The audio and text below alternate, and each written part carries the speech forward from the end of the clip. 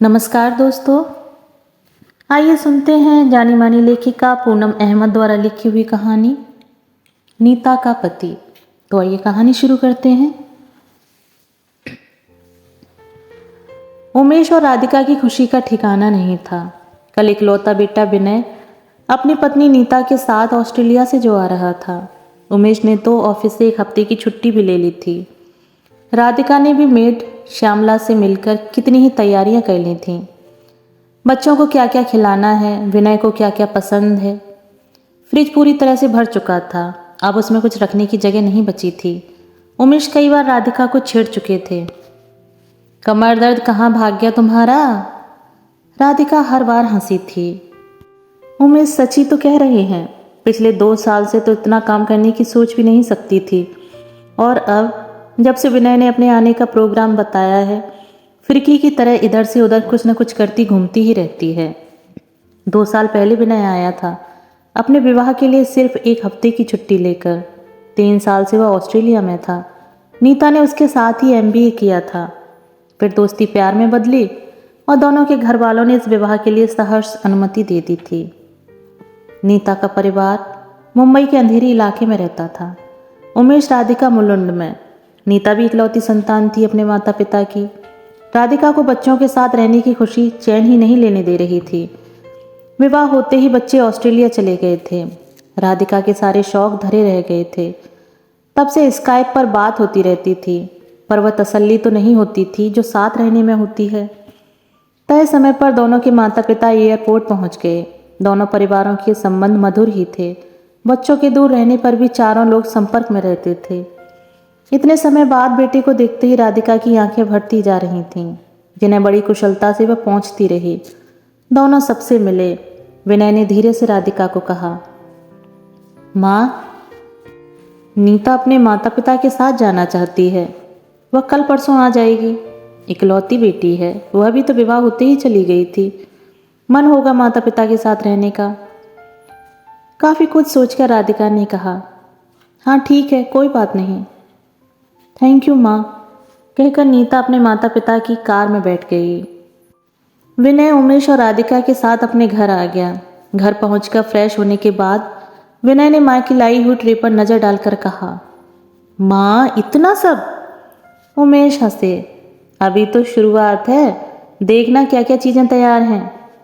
अरे पापा, मैं तो थोड़ा बहुत खा भी लूंगा, पर नीता, वह तो घी तेल से ऐसे दूर भागती है कि पूछो मत। वह तो फल, सलाद और सूप ही पसंद करती है, और वह मीठे को तो छुएगी भी नहीं। राधिका का चेहरा उतर गया। धीरे से बोली, तू तो खाएगा ना? हाँ, थोड़ा खा लूंगा। विनय ने खाया, तारीफ भी की। राधिका की आंखें तो बेटे के चेहरे से हट ही नहीं रही थीं। अगले दिन सुबह ही विनय ने कहा, पापा ऑफिस जाएंगे? नहीं भाई, 1 हफ्ता बेटे बहू के नाम। हाँ तो ठीक है, मैं कार ले जाता हूँ और नीता को ले आता हूँ, राधिका ने कहा। हाँ ठीक है, लंच साथ में करेंगे। विनय सुबह ही चला गया। राधिका ने नीता की भी पसंद को ध्यान में रखते हुए लंच तैयार किया। 2 बज रहे थे। उमेश और राधिका को भूख भी लग रही थी। जब से विनय गया था फ़ोन पर बात भी नहीं हुई थी। 3 बज गए तो उमेश ने फ़ोन किया, कहाँ हो भाई, भूख लगी है? अरे सॉरी पापा, लंच यहीं कर लिया। नीता को थकान लग रही थी, सॉरी बताना भूल गया। उमेश का स्वर धीमा हो आया, और यह सब खाना तुम लोगों के लिए राधिका ने जो बनाया है? हाँ पापा, हम शाम को आकर खा लेंगे। माँ से कहना अब शाम को कुछ न बनाए, हम वही खा लेंगे। ठीक है, कहकर उमेश ने एसिडिटी से परेशान भूखी पत्नी का उतरा चेहरा देखकर सामान्य स्वर में कहा, चलो हम लोग खाते हैं। कुछ नहीं पूछा राधिका ने। दोनों ने चुपचाप खाना खाया। फिर उमेश ने कहा, खाना बहुत है, अब शाम को कुछ मत बनाना, अब आराम कर लो। राधिका बर्तन समेटकर थोड़ा आराम करने लेट गई। मन कुछ भारी हो गया था। शाम भी बीतती जा रही थी। रात के 8 बजे विनय ने फ़ोन किया, पापा हम दोनों कल सुबह आ जाएंगे, मैं यहीं रुक रहा हूँ। आज नीता का मन यहाँ की चाट खाने का कर रहा है।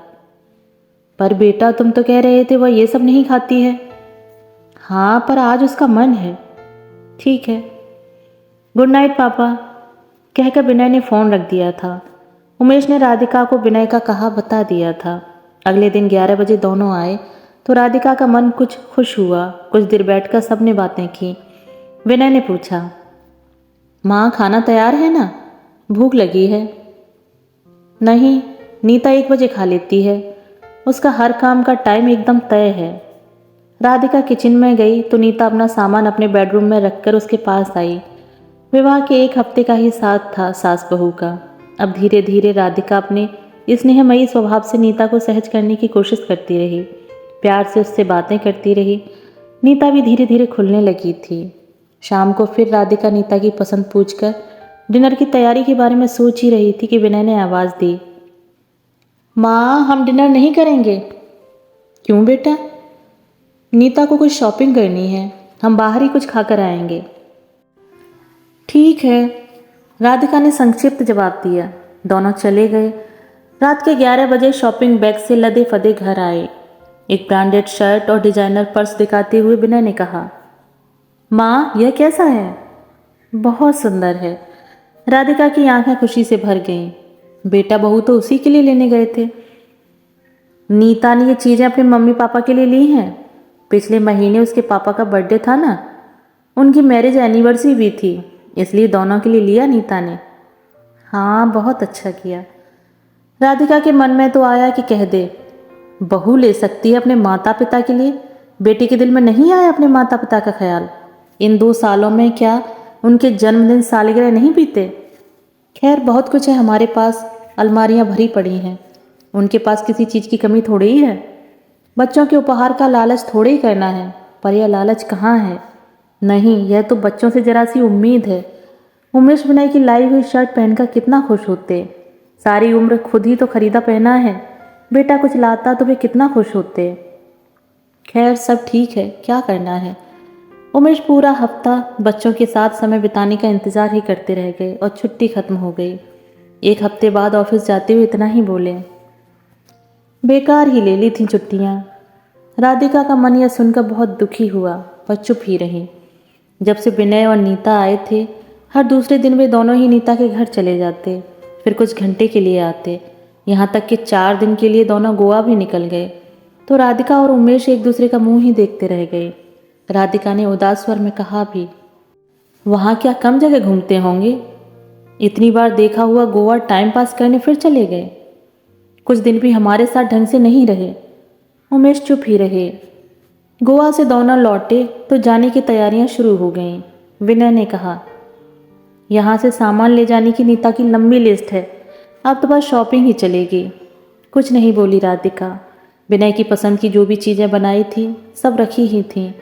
दोनों घर में टिकते ही कहाँ थे। नीता घर में घी तेल के परहेज की बातें करती, पर बाहर सब कुछ खा पी कर घर आती तो राधिका को अपनी सारी मेहनत मुंह चिढ़ाती सी लगती। पूरा महीना जैसे पलक झपकते ही बीत रहा था। जाने से 2 दिन पहले विनय ने कहा, माँ अब तो जा ही रहे हैं हम, नीता को इसके मायके छोड़ आता हूँ। फिर ये पैकिंग करने तो आ ही जाएगी, पता नहीं अब कब आना हो। राधिका ने पूछ ही लिया, तू भी वहीं रहेगा? विनय थोड़ा सकपकाया, नहीं छोड़कर आ रहा हूँ, फिर लेने चला जाऊँगा। विनय नीता को उसके मायके छोड़ आया। अपने कमरे में रात को सोने लेटा। फिर अचानक उसे प्यास लगी तो पानी लेने किचन की तरफ गया। माता पिता के रूम में लाइट जलती देखकर उनके रूम की तरफ बढ़ ही रहा था कि अंदर से आती आवाज़ सुनकर पैर कमरे के बाहर ही रुक गए। उमेश पूछ रहे थे, क्या हुआ, तबीयत तो ठीक है ना? हाँ। क्या हुआ, उदास हो? बेटा जा रहा है। नहीं, उदास क्यों होंगी? अरे बेटा है तुम्हारा, अब पता नहीं कब आएगा। बेटा? हमारा बेटा आया है? मुझे तो एक दिन भी नहीं लगा कि बेटा आया है। मुझे तो पहले दिन यही लगा कि हमारा बेटा नहीं, नीता का पति आया है। बेटे के लिए मन में जो इच्छाएं, उमंगें, बातें थीं, सब मन में ही रह गईं। माँ के स्वर की उदासी विनय को बुरी तरह विचलित कर गई। उसकी आंखें भीग उठीं। शर्म से सिर झुक गया। यह क्या हो गया? ये कैसी गलती कर दी? ठीक ही तो कह रही है माँ, जब से आया है नीता के ही चारों तरफ घूमता रहा है। एक बार भी माँ पापा से बेटा बनकर बात नहीं की, एक बार भी उनके हाल चाल सुख दुख नहीं पूछे। और अब तो जाने का समय आ गया था। भावनाओं के बेग में दिल इस तरह मचला कि दरवाज़ा खुलकर अंदर जाकर माँ की गोद में सिर रखकर सुबक उठा। माँ, मुझे माफ़ कर दो। माँ का हाथ तो बेटे की गोदी में सिर रखते ही अपने आप उसके सिर पर जा पहुंचा था। तीनों की आंखों से आंसू निःशब्द बहते चले गए थे। किसी के बिना कुछ कहे सुने ही हर भावना महसूस की जा सकती थी। मौन अपनी अनूठी शक्ति से जो बोल रहा था, उसे चुपचाप सुनने के अलावा रास्ता ही क्या था। उमेश और राधिका के हिस्से के प्यार और समय के प्रति जो लापरवाही विनय से हो गई थी, उसकी भरपाई फिलहाल मुश्किल थी, पर भविष्य में ऐसा कभी नहीं होगा। बस अब विनय बहुत जल्दी माँ का बेटा बनकर ही लौटेगा। मन ही मन विनय यही सोचता हुआ और जोर से सुबक उठा। दोस्तों, अभी आप सुन रहे थे पूनम अहमद द्वारा लिखी हुई कहानी नीता का पति। दोस्तों, कहानी आपको पसंद आई हो तो वीडियो को लाइक शेयर जरूर कीजिएगा। धन्यवाद।